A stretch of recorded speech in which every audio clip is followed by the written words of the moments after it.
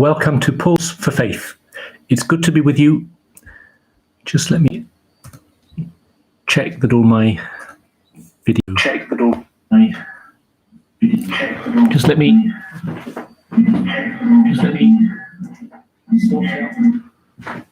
sort out my PC. Sorry about that. Sometimes I leave my desktop on and it starts coming through on the desktop as well as the laptop. So we're good to go. It's nice to be with you, especially if you're live. It is the 23rd of June, and that explains why this morning I want to speak about St. John Fisher, because yesterday was the great feast of St. John Fisher and St. Thomas More, two of our greatest English saints and martyrs. So I didn't have a chance to speak about them yesterday. I want to share the life and faith of St. John Fisher with you today, and hopefully, if all goes to plan, to come back to St. Thomas More tomorrow. So we haven't missed these two great saints. And just to remind you, if you've been watching some of these sessions when I've been speaking about the saints, none of this is original. All I'm doing is reading through, skimming through this fantastic 12-volume edition of Butler's Lives of the Saints, one of the greatest investments I've ever made. It's up on my shelf behind me. You can't quite see it on the camera. Butler's Lives of the Saints, a revised edition, 12 volumes, edited by David Hugh Farmer, Burns and Oates, 1997. Okay, most of this you can find online, but just it's a lovely resource to have, and it gives me something to share with you now. St. John Fisher, he was an example of what historians call the new men of Tudor England.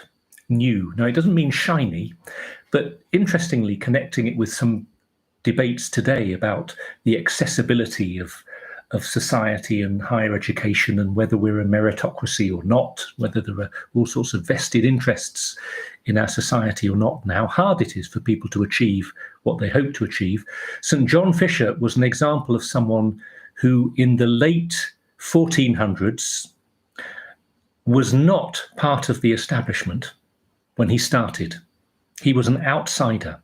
He wasn't someone who grew up with great things destined for him. He was a draper's son, born in Beverley in Yorkshire, who came in that sense from a very ordinary family. He wasn't part of London metropolitan life. He wasn't part of the aristocracy. But he so distinguished himself in his studies and in his work as a priest that the highest offices of the land were open to him. So we're at an interesting time in English and Western history where someone with his relatively ordinary background could aspire to the highest offices of the land. So he's a bright kid growing up in Beverley, does well in his studies. I was going to say at school. I don't know where he studied or whether he studied at home, but he did well in his studies. And then this wasn't uncommon, the age, but at age 14, he went to Cambridge. I think even then that was pretty young, but it wasn't uncommon to go as a mid-teenager to Cambridge and Oxford. He did very well in his studies. Clearly, he was a man of incredible intelligence and scholarship. He was elected a fellow of Michael House, which is not a college that exists anymore. It merged into Trinity later on. He was ordained with a special dispensation at the age of 22.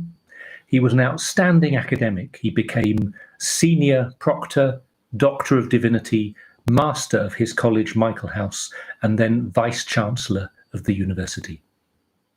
And I'm kind of jumping to the end now, but if you become interested in John Fisher, if you become devoted to him, I hope you do, the best way you can honour him and go on pilgrimage to the sites of John Fisher is to take a trip to Cambridge. And there are so many wonderful places you can visit that are connected with his life. The Catholic Chaplaincy. Here am I in Newman House, University Chaplaincy in the centre of London, named after Cardinal John Henry Newman. The Catholic Chaplaincy in Cambridge is called Fisher House, with St. John Fisher as its patron, very naturally. Right in the centre of Cambridge, near to the University Church, where St. John Fisher would have known and would have preached. Just along from the square, you go to King's College and then to Queen's College, where St John Fisher lived. And so if you go into Queen's College, you can, I think as a visitor, you can pay a small fee, go in, you see the, excuse me, you see the old courtyard, you look up at this incredible President's Lodge, these Tudor rooms on the first floor with their wonderful wooden beams, and you just think this is where St John Fisher lived for a short time when he was at Queen's. And especially you can go to St Michael's Chapel, excuse me, which is near to Trinity, and it's the old chapel of the old College of Michaelhouse. It's very interesting now. They've kept the centre of the chapel as the chapel, the sanctuary, the choir. They've turned the rest of it into a cafe, so it's bustling with the life of Cambridge, and you can have your cup of coffee, this careful glass screen separating the sanctuary and the choir. And so you can go into the choir, it's open to the public, and this is the place where John Fisher would have celebrated Mass each day as a member of Michaelhouse there. And it's just incredible to sit there in this medieval church and to know that the Mass was celebrated, and everything around you is a reminder of his presence and a relic, really. In 1502, John Fisher resigned his headship of the college to become chaplain to Lady Margaret Beaufort. Margaret Beaufort. And this was a key moment for John Fisher. She was, many titles she had, but she was the mother of the king, of King Henry VII. She was a woman of considerable learning and great wealth, who had survived many political intrigues. But she decided after the death of her third husband to devote the rest of her life to God under the direction of Dr. John Fisher. So they had an affinity. She recognised his learning, that was public knowledge, but she recognised his goodness and his sanctity, and it touched her very deeply, and she felt a deep connection with him and asked him to be her spiritual director, her chaplain, her guide for the rest of her life. And that brought together the spiritual, the pastoral, and the academic for John Fisher, because Lady Margaret Beaufort was probably the greatest benefactress that Cambridge has ever known. She founded Christ's College and St John's College to replace some other older institutions that weren't really working. She instituted Lady Margaret Chairs of Divinity, professorships, we'd say today, in Oxford and Cambridge. She made many other gifts and benefaction to the two universities. And Fisher administered these bequests and these innovations in Cambridge.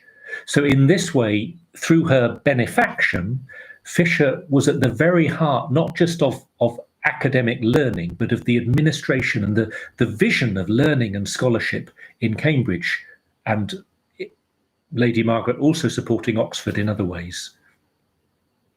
So we're seeing something of John Fisher's character now. He wasn't just a clever guy, a brain box. He was a creative, visionary, academic and scholar and thinker. And this was so important because this was the very time when a new humanism was emerging in the late 15th century and gradually coming into England from the continent.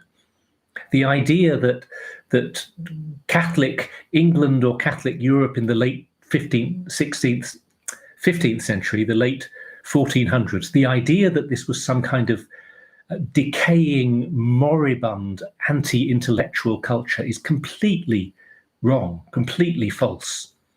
The last period of the 15th century and flowing into the 16th century, Catholic England and Catholic Europe was this incredible melting pot of new learning and new humanism. It was a kind of humanistic renaissance of learning. For example, let's get some practical examples and details here. When John Fisher first went to Cambridge, there was no Greek or Hebrew taught there, and the Library of Cambridge, Cambridge Library, Cambridge University Library, had 300 books in it. Go to the University Library in Cambridge today. Yes, one of the great institutions of England, of Britain, in terms of learning, and the books there. 300 books it had. So John Fisher, with the support of Lady Margaret and this great wave of humanism, he instituted scholarships in Greek and Hebrew. He built up the library. He brought Erasmus, the most famous humanist scholar of his day, to England. As I've said, spoke about Queen's. Erasmus stayed in the President's Lodge with John Fisher in Queen's College. So the study of the fathers, the study of Greek and Hebrew, the new learning, this was an exciting time. Yeah. Today, what's everyone into? They're into AI and neuroscience and, all the money and the energy and genetics, and it's all going into the new learning of the early 21st century. Well, this was John Fisher in the late 15th century. Scholarship, learning, and openness to the new. In 1504, he's still only 35, John Fisher was made Chancellor of the university. And later that same year, Henry VII nominated him Bishop of Rochester, one of the small but great sees of England. If you remember, I was talking about St. Augustine a couple of weeks ago, St. Augustine of Canterbury. And after he came on this great mission to England, Augustine landed at Canterbury, his first church at Canterbury. And if I'm remembering right, the second church that Augustine built, his second base, was in Rochester. And it became one of the great medieval sees. So just there is John Fisher, Bishop of Rochester. And I said, there is John Fisher. He was actually there in Rochester. Now, that might sound odd, but so many bishops, in fact, in this time, were not connected with their diocese very much. A bishopric in some places was just something you had, you almost owned. You were the bishop, you received great benefactions, advantages from being bishop. It was status. It was sometimes about status and money and power, not always, but sometimes. In the spectrum of bishops and the commitment that bishops make to the diocese, John Fisher was absolutely, wholeheartedly all in as a pastoral bishop who wanted to be present to his people. Incredible, really. He didn't particularly want to be bishop. His love was for study. Reminds me a bit of Pope Benedict, yes, this great academic who got pulled into the Congregation for the Doctrine of the Faith, going to the Vatican with John Paul II, eventually becoming Pope. But his heart, he did it very dutifully, but his heart was always in the studies and the learning. Well, for John Fisher as well. Yes, a great academic who was, when he was asked, when it was clearly God's will, he was willing to do the unexpected, something that maybe didn't come naturally to him, and to be Bishop of Rochester. And he was, in fact, a wonderful, wonderful bishop. He fulfilled his responsibilities with great thoroughness. He went on visitation. He took confirmations. He cared for his clergy. He visited the sick and the poor in their homes. He distributed alms. He exercised generous hospitality. He was very much a shepherd to and with his people, and a wonderful model, not just of a martyr, an academic, but a pastoral bishop. What a gift it is. So he kept juggling his episcopal duties as bishop in Rochester and his studies in Cambridge and his administration of the University of Cambridge.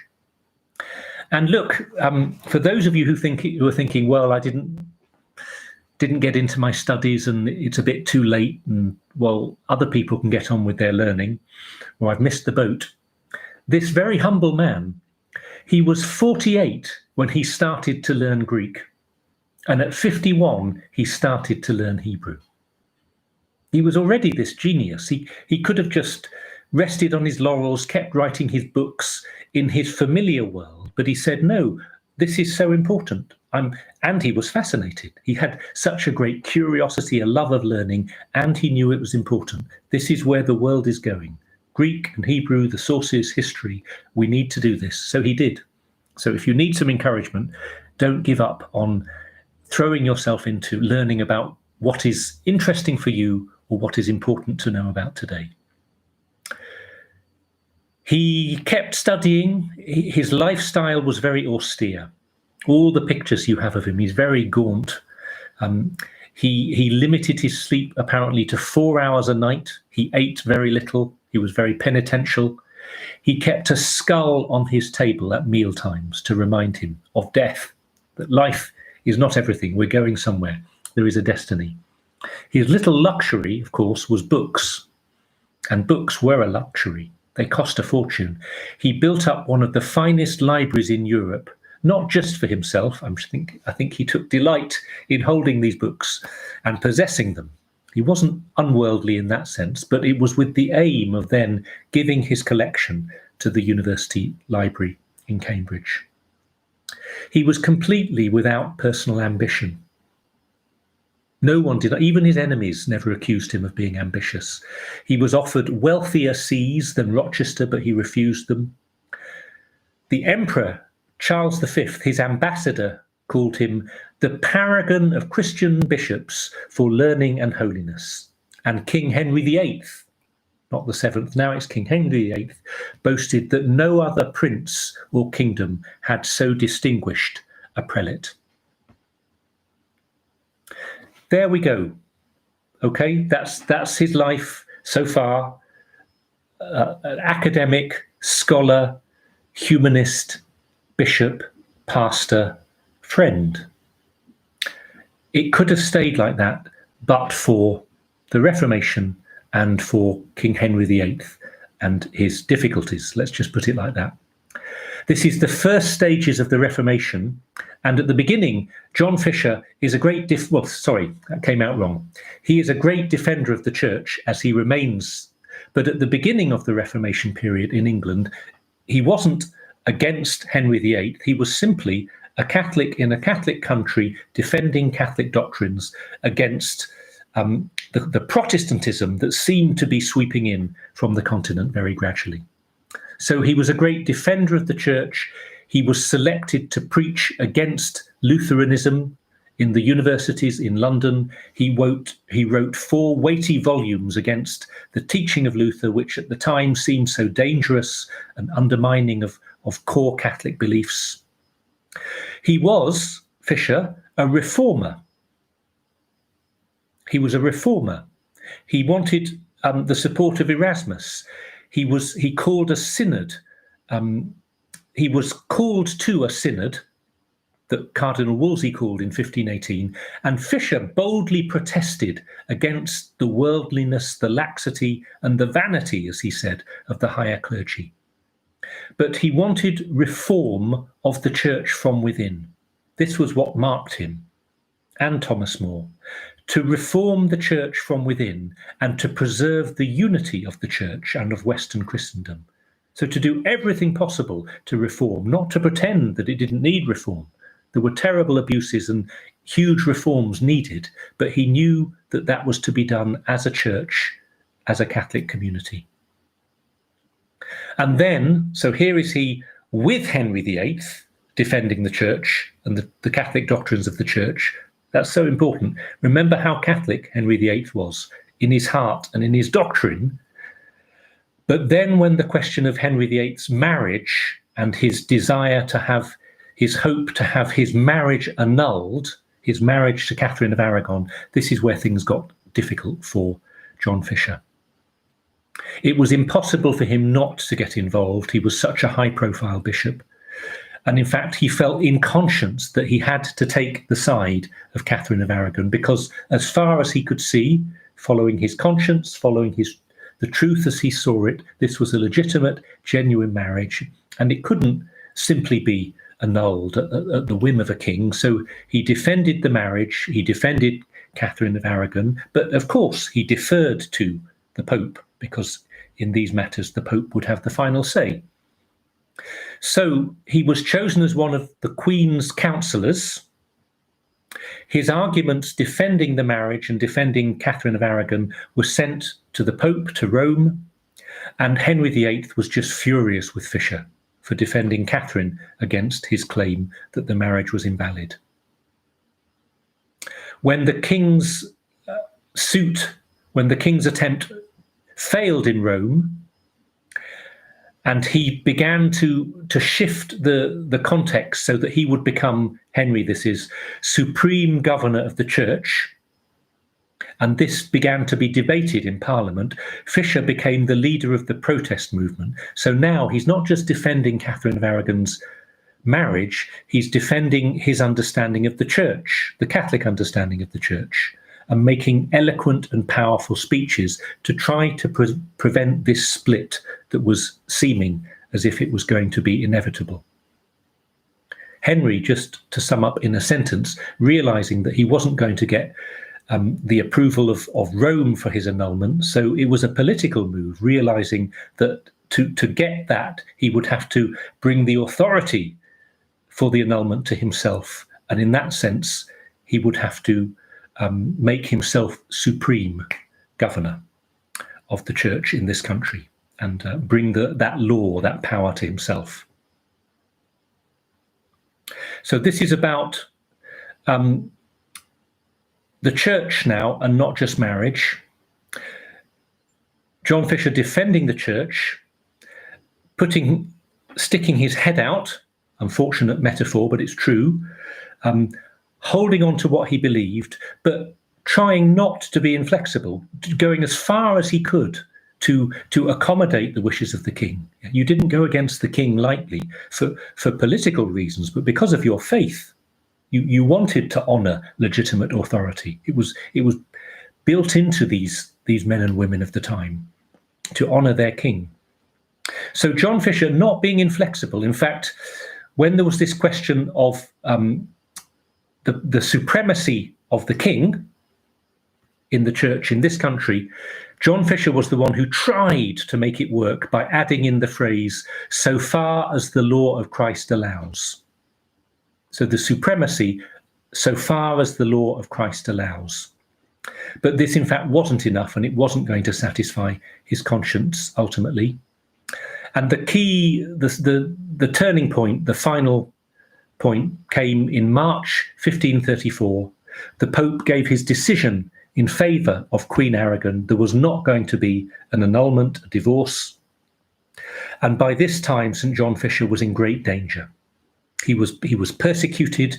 He was clearly becoming the enemy of the king with a small group of others who were brave enough to stand up for him. He had been twice imprisoned. There had been an attempt to poison him. There had been a shot fired from across the river that had shattered the library of his window. This reads like some kind of crime novel or some kind of TV miniseries, really. All this drama, and it wasn't just a storybook, it was real. And it was dangerous. He is in the target of the king and of the king's men.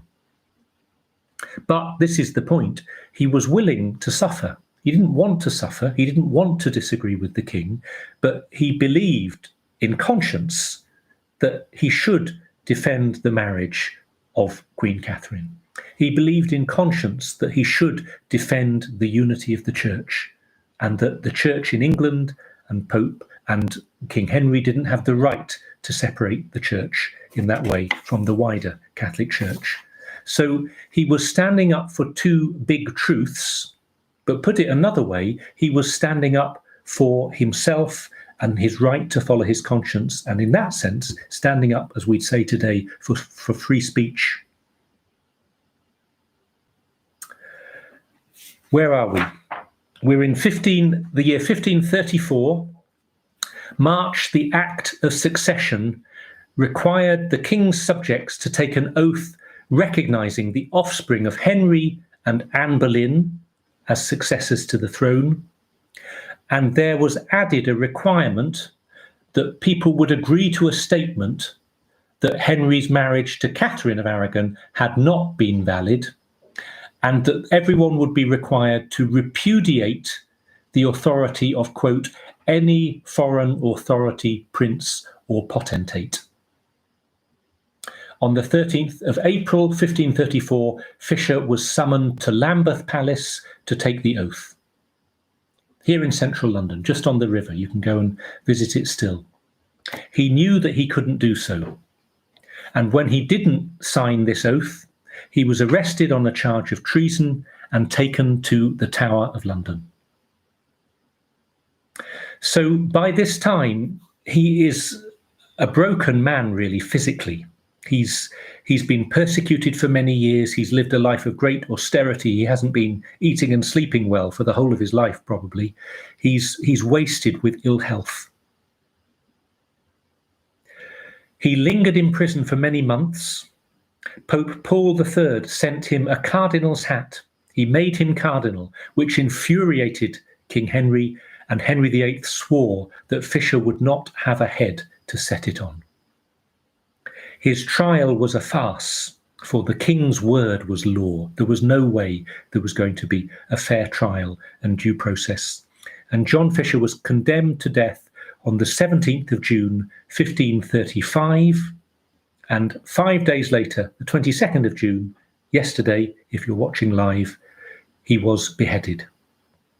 He was woken at 5 a.m. that day and told that he would be executed that day. He was so weak he couldn't walk to his place of execution. He was taken in a chair, and then he managed to walk up Tower Hill itself, mounted the steps to the scaffold.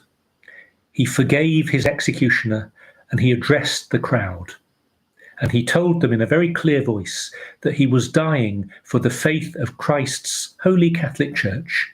He asked people to pray that he would be steadfast to the end. He recited the Te Deum, that great hymn of praise to God, and the psalm, a psalm. He was blindfolded, he knelt, and the axe fell on his head, on his neck. Henry had John Fisher's head impaled on a spike and left for 14 days on London Bridge, and it was only removed to make room for that of his friend and fellow martyr, Thomas More, who would follow him. And St. Thomas More and John Fisher were both canonized together by Pope Pius XI in 1935, and their feast days always celebrated together, as it was yesterday here in England. What an amazing man and a wonderful saint, a wonderful scholar, a man of great learning who was not just a conservative scholar trying to hold on to the beauties of the past. He loved the past and the truth, and he was into learning and scholarship and history and languages, but he was an innovative, creative thinker as well, full of adventure and excitement, and at the heart of what was then called the new learning, the new humanism. So he was conservative and progressive and forward thinking at the same time, which is a wonderful combination, the best combination to have, really.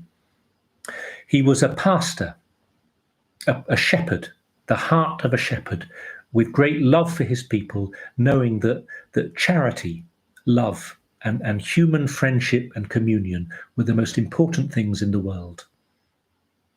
And why was he killed? Why is he a martyr? Well, he gave his life really for three things, as I've said. He died for, first, the marriage bond. It wasn't some big political campaign that he wanted to get involved in. It was conscience that made him feel he needed to defend what seemed to him the natural, clear bond of marriage between Henry and Catherine, and to defend that very humbly, of course, to defer to the judgment of the Pope, but to speak out for marriage, to defend the indissolubility of marriage, that it can't just be broken, no matter what the apparent difficulties or the controversies or the history. We're not speaking about legitimate annulment here, but just the bond of marriage, the gift, the natural bond of marriage, the gift of the Christian sacrament of marriage, and the straightforward understanding in Christian faith that this is a bond that is ratified by God, and the indissolubility of the marriage bond. And John Fisher defending that, this was what led him into this fray, his love for marriage, his defense of marriage. Secondly, he died for the unity of the church. Not to deny that there is great diversity and difference and disagreement within the unity of the church. Christians are different, Christian cultures are different, there are different nationalities and different nations and different Christian traditions and different liturgies and different rites, R-I-T-E, different Christian cultures. The diversity of Christianity is incredible. But no matter what the diversity and the differences and the disagreements, John Fisher said, we need to hold on to our unity as Christians in the unity of the visible church, which is expressed through our unity and communion with the Pope. Because we believe, as Catholics and Christians throughout Europe and Christendom believed then, and John Fisher believed so firmly, that the Pope was the visible successor to St. Peter, that the bishops were successors to the apostles, and that the unity of the church, the apostles around St. Peter, was symbolized, and not just symbolized, was made real and made visible through our unity with one another and with our Catholic bishops, and with them, with the Pope.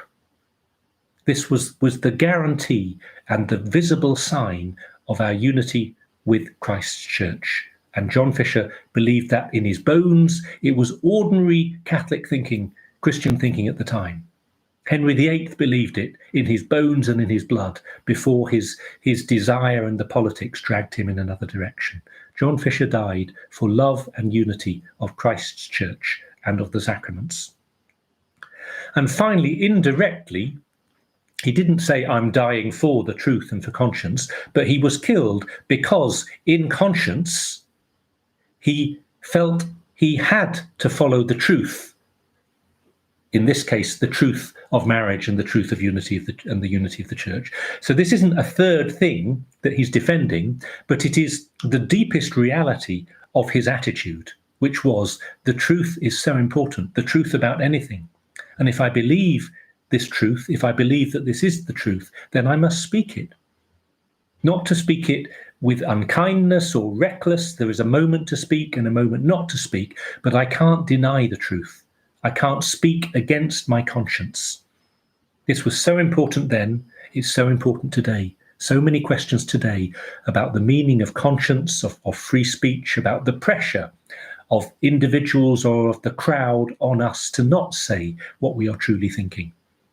Again, it's not to be arrogant or judgmental, but just that we would seek the truth, seek to know and understand the truth, and that when we know and understand the truth, as far as we could see it, in the right time and in the right way, we would speak that truth, and above all, we would never deny that truth. He was faithful to the church, he was faithful to his understanding, the Christian understanding of marriage, and he was faithful to truth and to conscience. What a marvellous example St. John Fisher is for all of us. Nice to be with you. If you're live with me now, it's lovely to be with you and to share this time with you. I'll be back tonight doing something in our ways of praying, and then tomorrow morning at 10:30 to speak about the life of Thomas More, just as a pair with John Fisher. God bless.